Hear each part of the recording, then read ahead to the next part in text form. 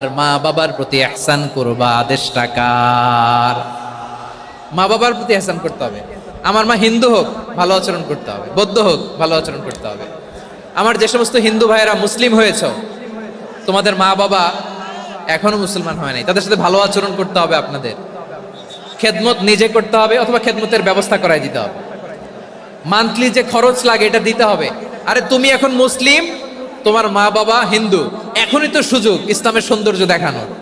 এখন মা বাবা যদি দেখে আরে এটা হিন্দু থাকতে তো বদমাইশ ছিল, বেয়াদব ছিল, কি এমন ধর্ম সে গ্রহণ করলো যেটা গ্রহণের সাথে সাথে সে পাল্টে গেল?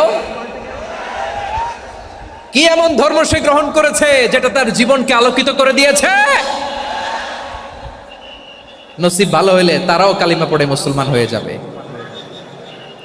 বিষ্ণু ইসলামের স্ত্রীর নাম ছিল আয়েশা রাদিয়াল্লাহু তাআলা আনহা, আবু বকর রাদিয়াল্লাহু তাআলা আনহুর মেয়ে। আবু বকর রাদিয়াল্লাহু তাআলা আনহুর আরেক মেয়ের নাম হচ্ছে আসমা। কি নাম?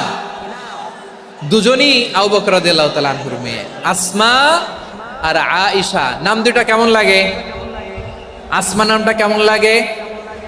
আয়েশা নামটা কেমন লাগে? সবার ভালো লাগে নাই?